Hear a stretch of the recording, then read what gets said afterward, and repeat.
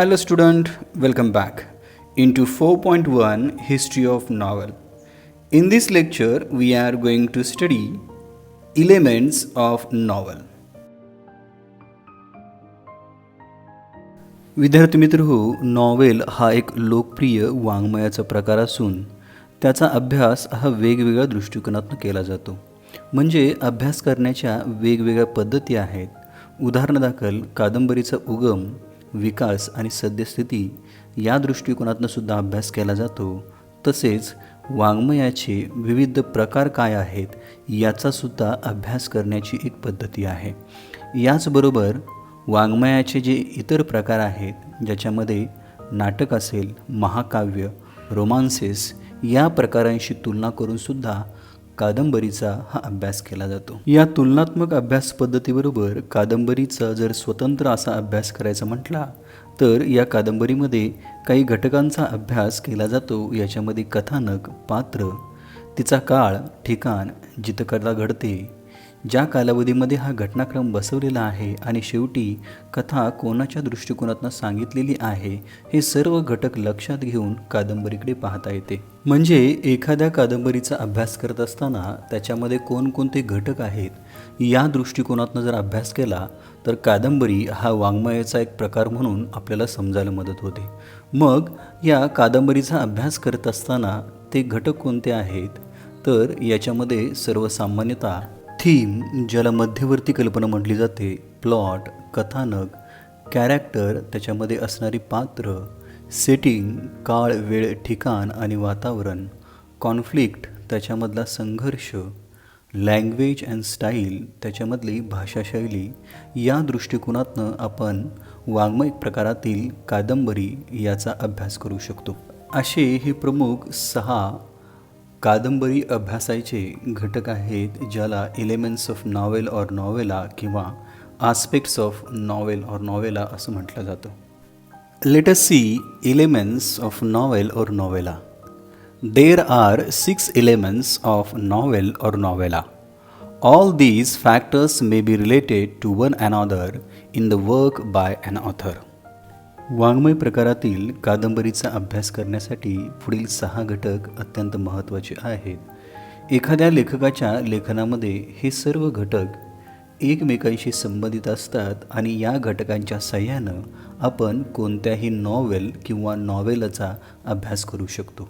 पहिला घटक आहे थीम. यालाच मराठीमध्ये मध्यवर्ती कल्पना असं म्हटलं जातं. Theme is the central idea in the novel which can be expressed in a nutshell. कादंबरीची प्रमुख कल्पना व कादंबरी कशाविषयी आहे हे थोडक्यात थीममध्ये सांगितलं जातं. It is a philosophical statement or a truth which the writer has put forth through the narration of the series of events in the story and characters acting in the particular setting. Theme किंवा मध्यवर्ती कल्पनामध्ये काय केलं जातं पहा. लेखक हा घटनाक्रम कथन करत असतो किंवा कोणाच्या डोक्यातून ही कथा बाहेर पडत आहे तो हा घटनाक्रम सांगत असतो. अशा परिस्थितीमध्ये त्या कथेतील जी पात्र आहेत ती कशा पद्धतीनं वागत आहेत याविषयी केलेले जे भाष्य आहे किंवा फिलॉसॉफिकल स्टेटमेंट म्हणजेच तत्त्व आहे याचाच अभ्यास म्हणजे थीम होय. मग एखाद्या नॉवेल किंवा नॉवेलाची थीम कशी ओळखायची असते याचं आपल्याला एक उदाहरण घेता येईल. खाली एक नॉवेल दिलेलं आहे, to serve with love. He E.R. Brathwaite यांची जगप्रसिद्ध कादंबरी आहे. या कादंबरीमधील कथा आणि घटनाक्रम स्वतः E.R. ब्रेथवेट आपल्यासमोर उलगडताना दिसतात. जसजसे कथा ही पुढं सरकते आपल्याला लक्षात येतं की या कथेतील प्रमुख पात्र स्वतः ब्रेथवेट एक टीचर आहेत आणि हे वर्णभेदाचे या ठिकाणी शिकार झालेले असतात. या संपूर्ण कादंबरीचे कथानक आणि याच्यामधली पात्र कशा पद्धतीनं वागतात याच्यावरून या नॉवेलची थीम रेसिझम अँड इंडिव्हिज्युअलिटी आहे असं आपलं लक्षात येतं. वंशभेद आणि स्वतःला सिद्ध करायची परिस्थिती अशा पद्धतीची थीम आहे. म्हणजे एखाद्या कादंबरीची मध्यवर्ती कल्पना ही त्यांचा घटनाक्रम आणि कॅरेक्टर्स म्हणजे पात्र कसे वागतात याच्यावरून आपल्याला ओळखता येते. म्हणजेच विद्यार्थी मित्र हो, कादंबरीचा अभ्यास करत असताना पहिला एलिमेंट किंवा आस्पेक्ट आहे थीम. या थीमची काही वैशिष्ट्य आहेत. बाजूला आपण डायग्राम दाखवलेला आहे की एखादं कथानक ज्या वेळेला एखाद्या कादंबरीकाराला लिहायचं असतं त्यावेळेला त्याच्या डोक्यामध्ये पहिल्यांदा थीम येते, मध्यवर्ती कल्पना येते आणि त्याच्यानंतर एक कथानक सुचत जात असतं. याचं एक उदाहरण देता येईल. एक महिला रेल्वेने प्रवास करत असताना काही कारणास्तव तिची रेल्वे एका ठिकाणी 3 तास थांबून होती आणि खिडकीतून बाहेर पाहत असताना तिच्या डोक्यामध्ये एक थीम, मध्यवर्ती कल्पना आली आणि नंतर त्या मध्यवर्ती कल्पनेच्या आधारे तिनं एक कथानक लिहिलं आणि ते कथानक जगामध्ये इतकं प्रसिद्ध झालं की त्याचे 10 सिरीज पुढं जन्माला आल्या. या महिलेचं नाव होतं J.K. रोलिंग आणि तिला जी नंतर कथा सुचली ती होती हॅरी पॉटर. म्हणजे विद्यार्थी मित्र हो, कोणतंही कथानक सुचण्याच्या आधी लेखकाच्या मनामध्ये थीम ही पहिल्यांदा आलेली असते. थीम, मध्यवर्ती कल्पना किंवा त्याची वैशिष्ट्य काय आहेत, बाजूला आपण एक डायग्राम दाखवलेला आहे पहा. Central or main idea. Theme म्हणजेच मध्यवर्ती किंवा मुख्य अशी कल्पना असते. It is found in the story, plot, setting and conflict. म्हणजे मध्यवर्ती कल्पना ही कथानकामध्ये तिथलं सेटिंग आणि संघर्षामध्ये आपल्याला सापडत असते. It is not implied, not directly stated. मध्यवर्ती कल्पना याचा कुठेही कथानकामध्ये उल्लेख असत नाही, ती आपल्याला शोधावी लागते. It is depicted in 1 or 2 word. एखादी मध्यवर्ती कल्पना ही एका किंवा 2 शब्दामध्येच व्यक्त करता येते. मध्यवर्ती कल्पना ज्याला आपण थीम म्हणतो आणि मेसेज ह्या वेगवेगळ्या गोष्टी आहेत. फॉर एक्झाम्पल, एका शब्दामध्ये म्हणजे काय सांगता येईल?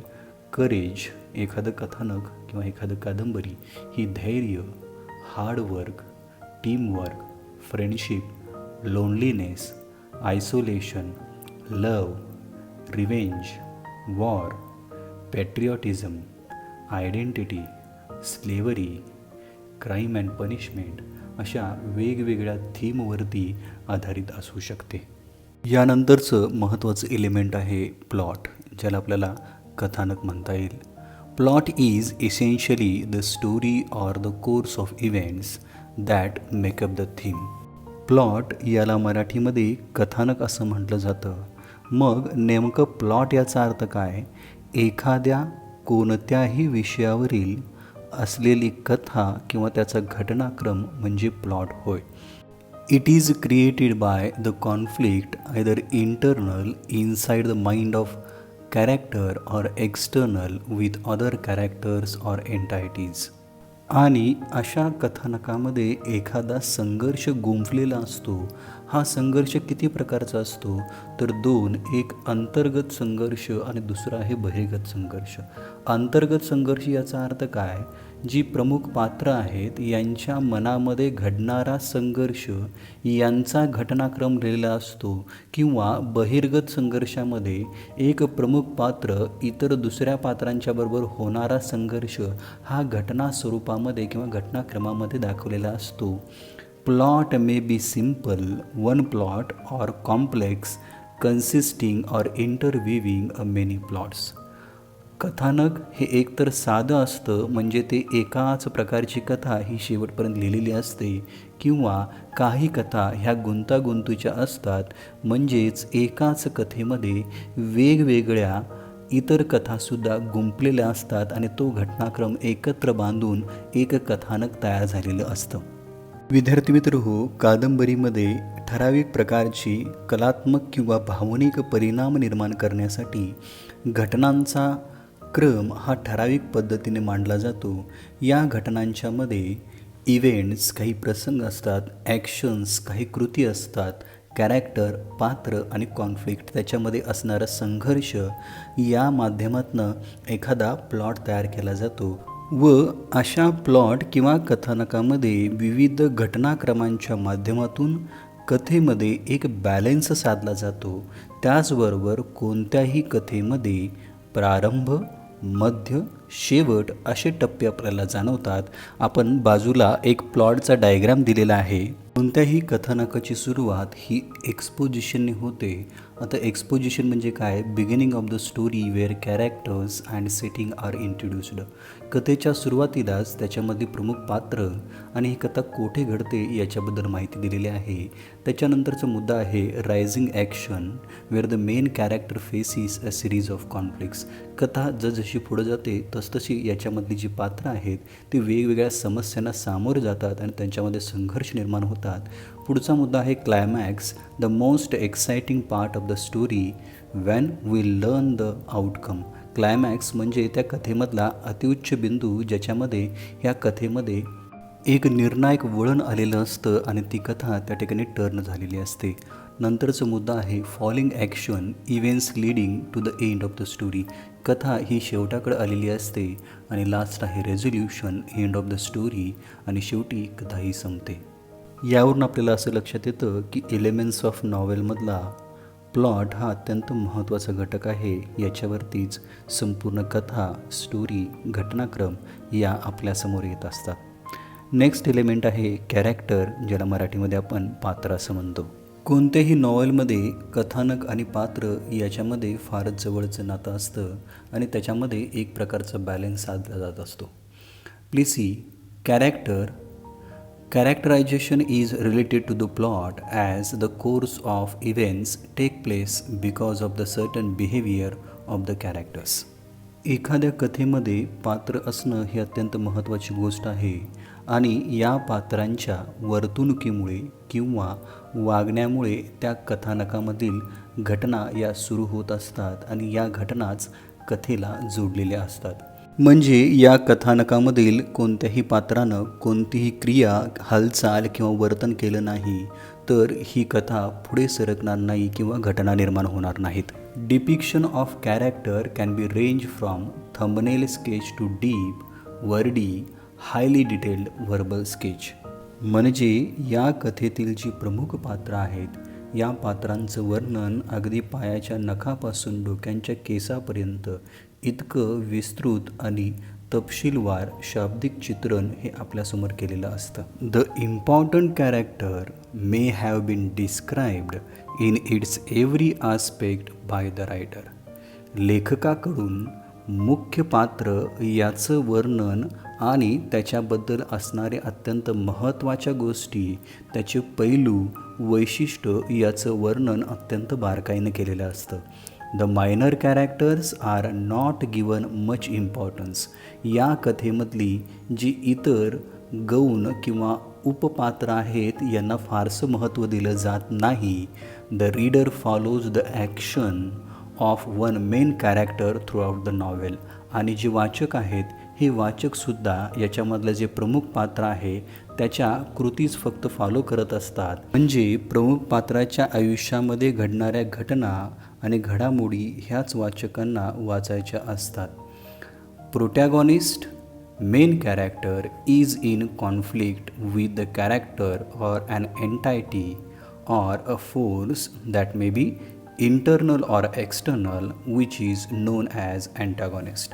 आणि या कथेमधले जे प्रमुख पात्र आहे ज्याला प्रोटॅगॉनिस्ट किंवा आपण हिरो म्हणतो याचा इतर एका दुसऱ्या पात्राशी किंवा परिस्थितीशी अंतर्गत किंवा बाह्य अशा परिस्थितीचा संघर्ष असतो आणि अशा संघर्ष असणाऱ्या दुसऱ्या पात्राला किंवा परिस्थितीला अँटागॉनिस्ट किंवा आपण विरोधी पात्र आपल्या भाषेमध्ये विलन असे म्हणतो. विद्यार्थी मित्र हो, आपल्या माहितीसाठी प्रत्येक कथेमध्ये 4 प्रकारची पात्र ही प्रामुख्याने असतात. याच्यामध्ये प्रोटॅगॉनिस्ट, तो स्त्री किंवा पुरुष असू शकतो, प्रमुख पात्र हिरो, अँटागॉनिस्ट निगेटिव्ह भूमिकेमध्ये असणारे एखादं पात्र किंवा परिस्थिती असते ज्याला आपण विलन म्हणतो.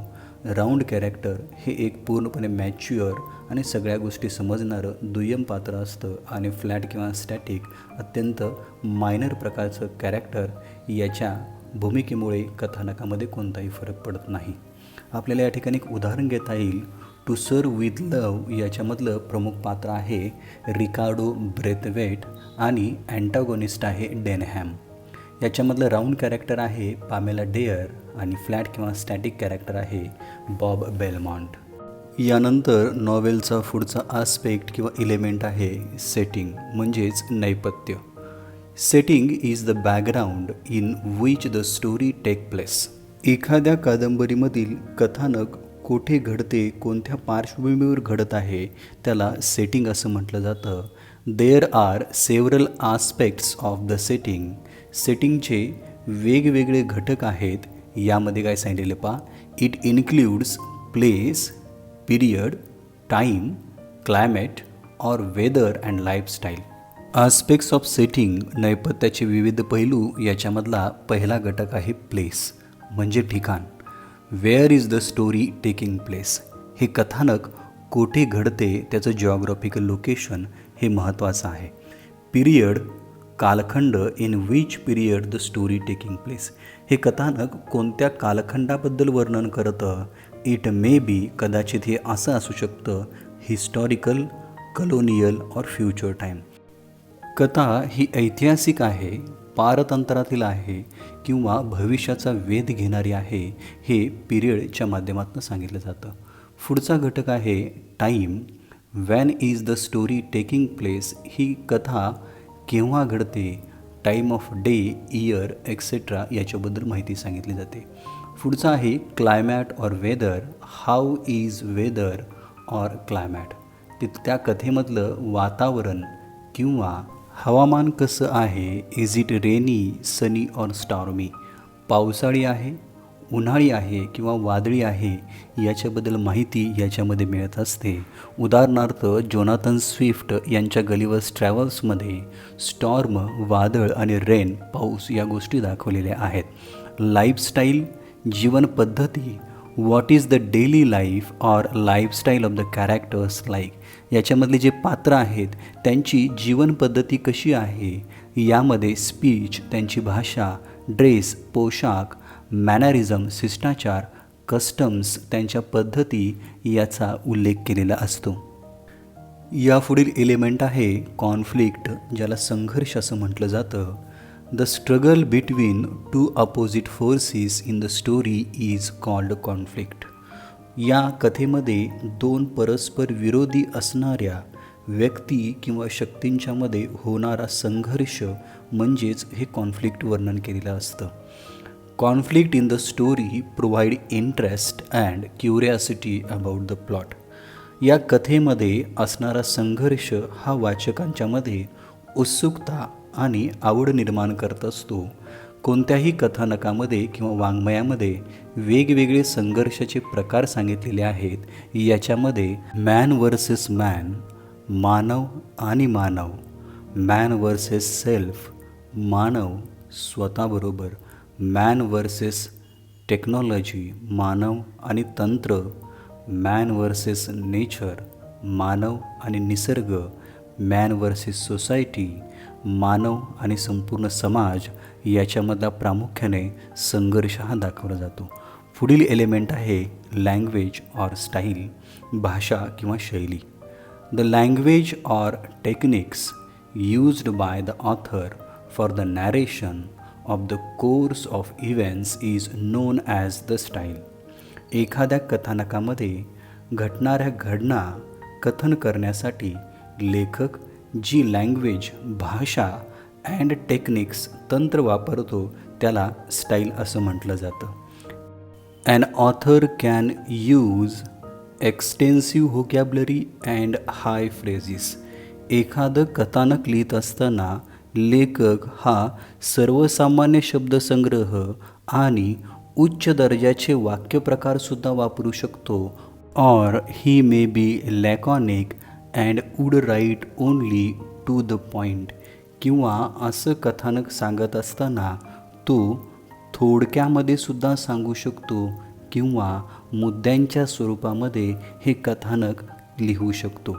Or he may be mix both according to the requirement for meeting his purpose.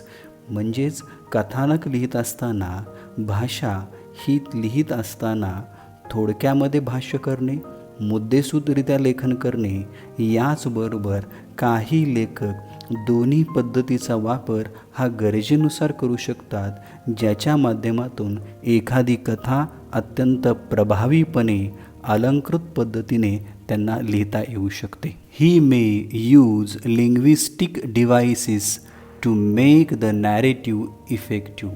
आपलं कथन प्रभावी करण्यासाठी तो काही वेळेस अलंकारिक भाषेचा सुद्धा वापर करू शकतो.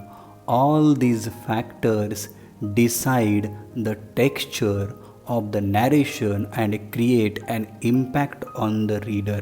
भाषेमधील हे सगळे घटक त्या कथेचा दर्जा ठरवत असतात आणि या भाषेमधील वैविध्यपूर्ण वापराचा वाचकांच्या मनावरती हा परिणाम होत असतो. मग लँग्वेज किंवा स्टाईल याच्यामध्ये नेमका काय फरक आहे, बाजूला आपण एक्सप्लेन केलेला आहे पहा. लँग्वेज भाषा म्हणजे the words of a story. कथेमध्ये वापरलेले शब्द including syntax, how word or other elements of the sentence are arranged. या कथेमध्ये शब्द किंवा शब्दाचे इतर घटक कशा पद्धतीने वापरलेले आहेत याचा अर्थ ती भाषा आहे. आणि स्टाईल म्हणजे the way in which an author tell us the story. ही कथा आपल्याला लेखक कोणत्या पद्धतीने सांगतो, कोणत्या मार्गाने सांगतो. उदाहरणार्थ लिटररी डिव्हायसेस याच्यामध्ये वापरण्यात आलेले अलंकार, इन्क्लुडिंग सेंटेन्स स्ट्रक्चर याच्यामधल्या वाक्यांची रचना, इमेजरी, सिम्बल अँड आयरनी याच्यामध्ये वापरण्यात आलेले रूपक असतील किंवा काही प्रतीकं असतील किंवा उपरोध असेल, या सगळ्या गोष्टींचा समावेश हा स्टाईलमध्ये होत असतो. थोडक्यात एखाद्या कादंबरीचा अभ्यास करत असताना याच्यामध्ये असणारं कथानक, पात्र, याचं नेपथ्य, ठिकाण, ही कथा कशा पद्धतीने घडते, त्याच्यामध्ये वापरात येणारी भाषा, संघर्ष, या गोष्टी अत्यंत महत्त्वाच्या असतात. हेच आपण या एलिमेंट्स ऑफ नॉवेलमध्ये पाहिलेलं आहे. विद्यार्थी मित्र हो, मला अशी आशा आहे की आपल्याला हा टॉपिक समजलेला असेल. जरी या टॉपिकवरती काही क्वेरीज असतील तर तुम्ही मला कमेंट सेक्शनमध्ये लिहून कळवू शकता. या संपूर्ण 4.1वरती एकूण 4 मार्कांना आपल्याला प्रश्न विचारले जातील. याच्यामध्ये MCQ, fill in the blanks, match the pair और जम्बल्ड सेंटेन्स अशा प्रकारचे क्वेश्चन्स हे असणार आहेत. त्या दृष्टिकोनातून सुद्धा आपण अभ्यास करायचा आहे. या पुढच्या पार्टमध्ये आपण टाईप्स ऑफ नॉवेल आणि याच्यावरच्या ब्रेनस्टॉर्मिंग ॲक्टिव्हिटीज पाहणार आहे. So till then keep watching, keep sharing. English with Shirgave sir. See you in next part. Thank you. Once again. Please like, share and subscribe.